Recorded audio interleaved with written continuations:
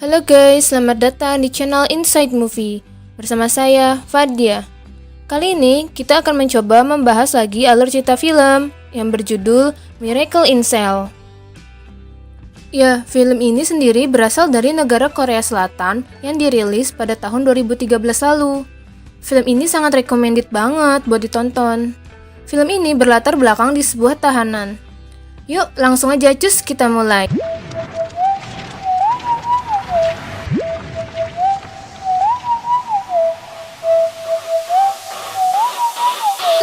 Film ini dimulai berawal dari seorang wanita yang bertemu dengan ketua sipir penjara. Ternyata wanita tersebut bernama Yesung. Ia adalah seorang pengacara. Saat ini Yesung sedang menjalankan kasus yang dijalani oleh ayahnya sendiri. Keesokan harinya, di ruang sidang, Yesung datang dengan membawakan beberapa bukti yang dimilikinya untuk membela sang ayah. Ketika pemeriksaan sidang akan dimulai, jaksa penuntut dipersilakan memeriksa buktinya.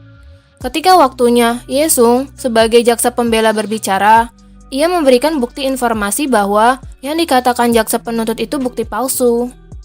Setelah itu, ia memberitahu kepada hakim bahwa dirinya saat kejadian ada di lokasi tersebut. Kemudian ia menceritakan kembali masa lalu yang terjadi pada ayahnya. Nah, kita akan mundur ke beberapa waktu sebelum kejadian, tepatnya dibawa ke masa kecilnya Yesung nih teman-teman. Saat ia masih kecil, Yesung hanya tinggal berdua saja dengan ayahnya. Namun, ayahnya memiliki kekurangan gitu nih teman-teman, alias seperti idiot gitu. Ayah Yesung pun tersebut bernama Lee Yonggu.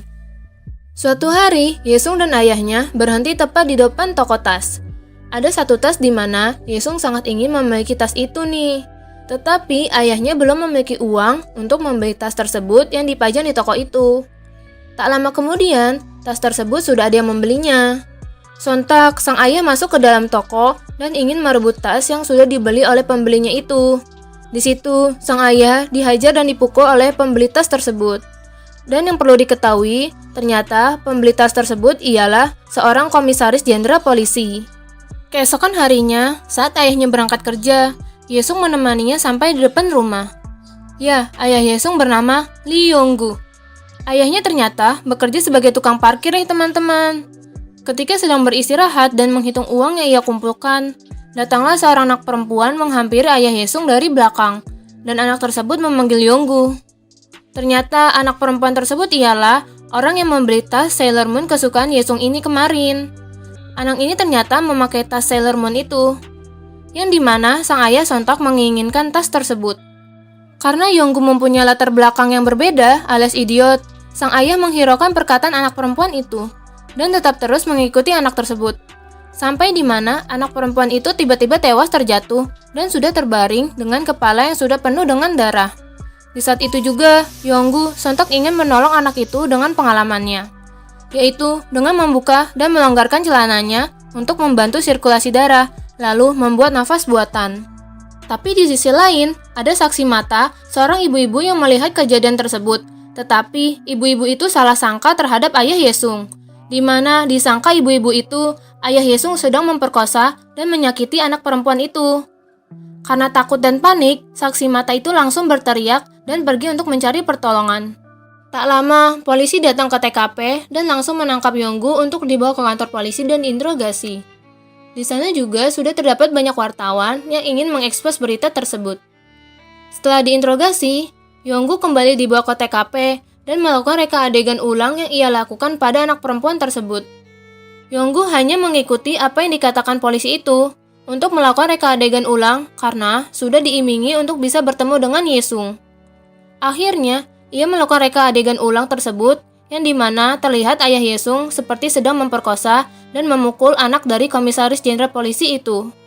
Namun di bagian ini, datanglah Yesung dan melihat ayahnya yang sedang dikelilingi oleh polisi nih teman-teman.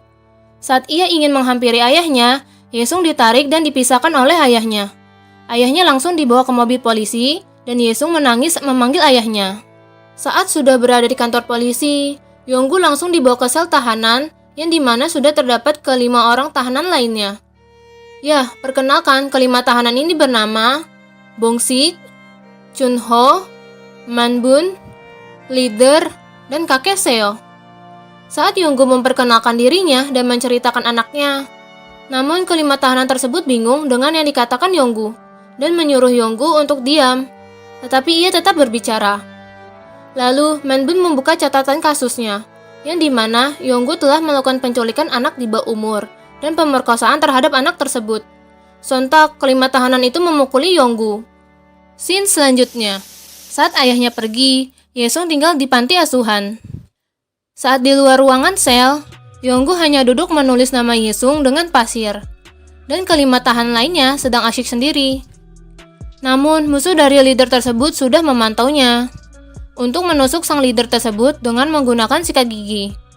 Yonggu yang sudah memperhatikan dan melihat kejadian itu duluan, sontak langsung menolong leader, lalu ia pun tertusuk dan terluka di bagian perutnya. Setelah kejadian itu, leader tersebut menawarkan keinginan Yonggu karena sudah menolong dirinya. Namun, Yonggu hanya memanggil dengan kata Yesung.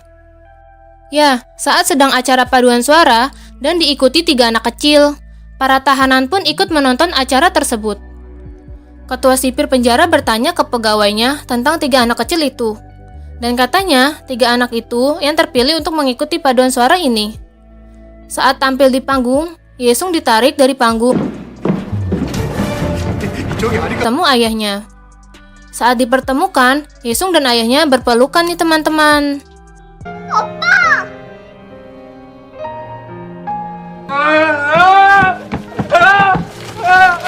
미안해. 잘못했어. 미안해. 잘못했어. 내가 얼마나 찾았는지 알까 말라고. 잘못했어. Tak lama setelah itu, kelima tahanan pun merencanakan strategi untuk bisa memulangkan Yesung dengan tim paduan suara tadi.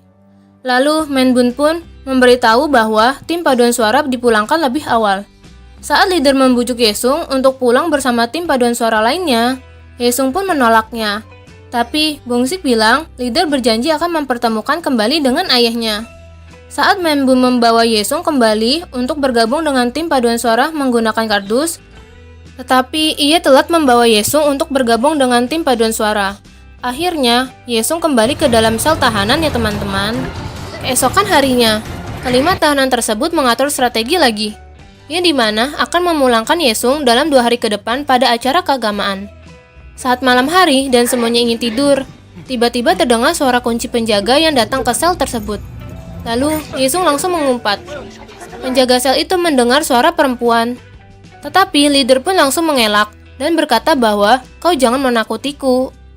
Ya, 2 hari kemudian, saat mengatur strategi untuk memulangkan Yesung pada tim acara keagamaan. Saat menuju panggung, ternyata peserta keagamaan itu para biarawan, bukan biarawati.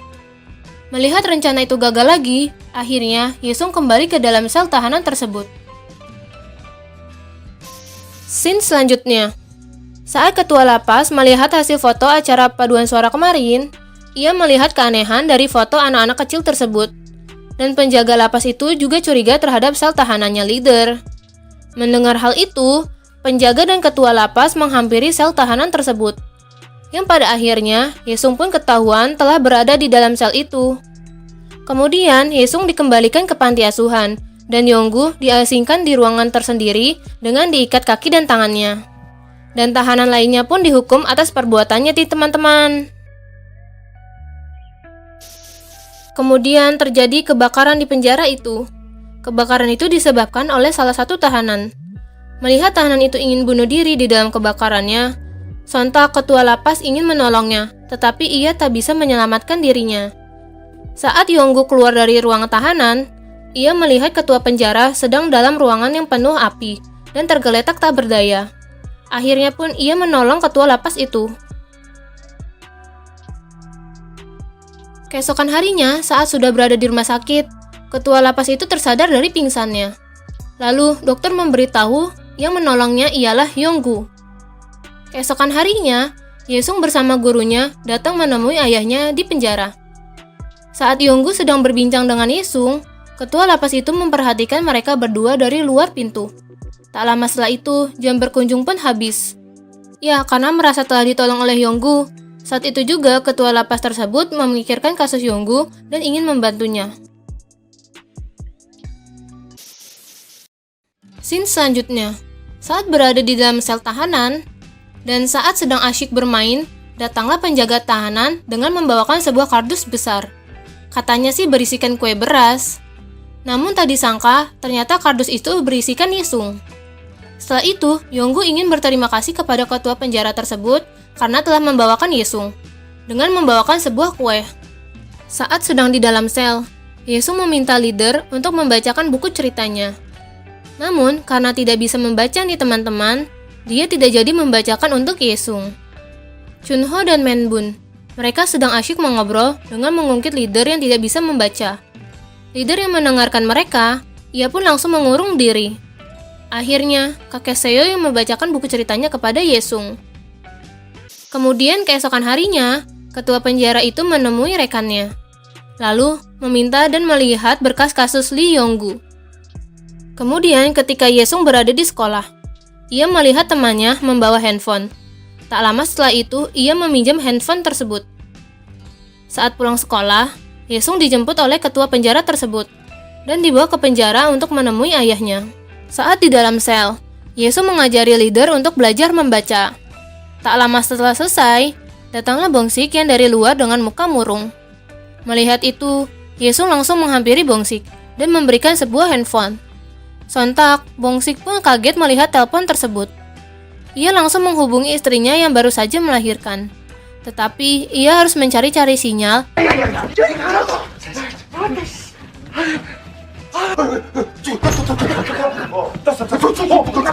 hingga akhirnya mendapatkan sinyal di toilet. Lalu ia terhubung dengan istrinya. Tak lama setelah berbicara dengan istrinya, handphone itu mati. Setelah mendengar istrinya, Yongsik pun menangis bahagia.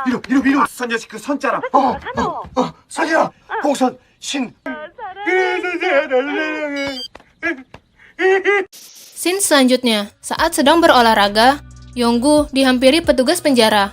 Petugas itu pun menyampaikan bahwa tanggal persidangan terakhir Yonggu sudah ditetapkan dan ia diminta untuk melakukan yang terbaik saat persidangan.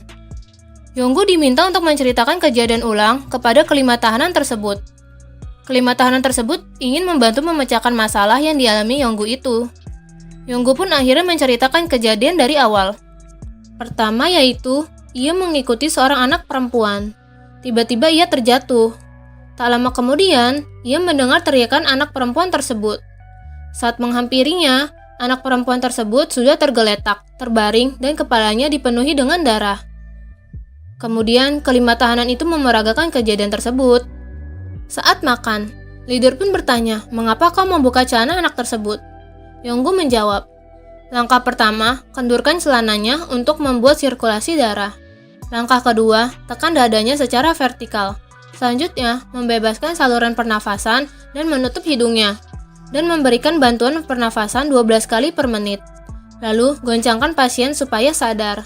Lalu, cubit atau menampar pipinya, sehingga korban pun terbangun. Sehingga langkah tersebut dikatakan sebagai langkah pertolongan pertama nafas buatan. Kelima tahanan tersebut akhirnya berpikir bahwa Yonggu adalah korban tuduhan salah sangka. Sontak, sang leader pun langsung bangun dan berkata, baiklah, kalau gitu kita akan membantu persidangan Yonggu. Scene selanjutnya, lalu kita dibawa kembali ke persidangan Yonggu, yang dibawakan sendiri oleh pengacara, yaitu Yesung. Saat persidangan, hakim bertanya kepada jaksa pembela, apakah kau punya saksi lain?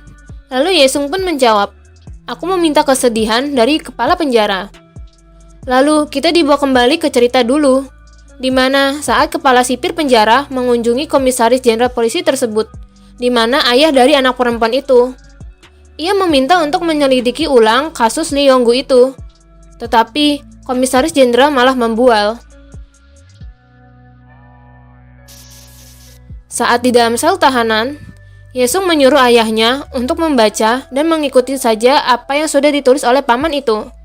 Lalu Yonggu membaca alur kejadian yang sudah ditulis itu, dan menyuruh Yonggu untuk selalu mengingat kejadian yang sudah ditulis. Keesokan harinya, Yonggu menuju ke tempat persidangan.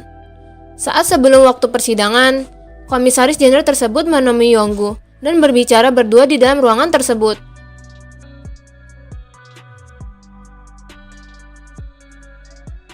Waktu sidang tiba, Yonggu duduk di depan hakim dan persidangan pun dimulai. jaksa penuntut langsung menanyakan kepada Yonggu, "Apakah benar kamu yang menculik putri komisaris jenderal itu?" Namun, Yonggu pun ragu-ragu untuk menjawab pertanyaannya. Ia langsung mengingat ancaman yang diberikan dari komisaris jenderal tersebut. Ancaman itu berisi, Yonggu harus menyerahkan dirinya dan ia harus mati, supaya Yesung bisa tetap hidup. Dan kalau tidak, aku akan melakukan hal yang sama kepada Yesung.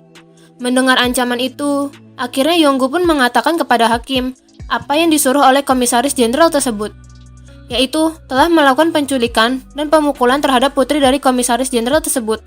Seketika, ruangan tersebut menjadi ricuh dan ramai. Sontak, ketua sipir penjara itu terbangun dari tempat duduknya dan langsung bilang kepada hakim bahwa Yonggu sedang terintimidasi psikologinya. Lalu hakim pun meminta jaksa penuntut untuk berbicara. Jaksa penuntut tersebut meminta untuk terdakwa diberi hukuman yang sama seperti persidangan awal. Hakim langsung berbicara bahwa permohonan naik banding terdakwa ditolak, hukuman persidangan tingkat 1 diberlakukan, dan terdakwa Lee Yonggu dijatuhkan hukuman mati.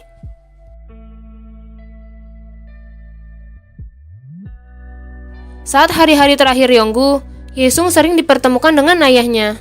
Mendengar hal tersebut, para kelima tahanan mengatur strategi supaya Yonggu dan Yesung bisa keluar dari penjara itu.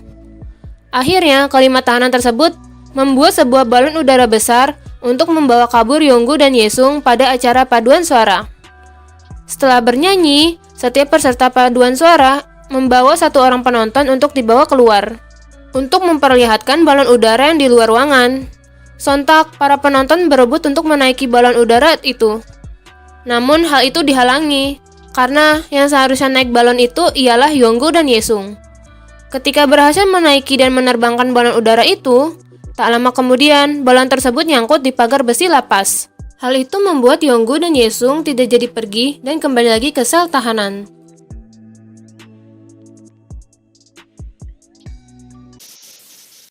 Keesokan harinya, di mana hari terakhir Yonggu sebelum dihukum mati, para kelima tahanan tersebut memberikan hadiah kepada Yesung.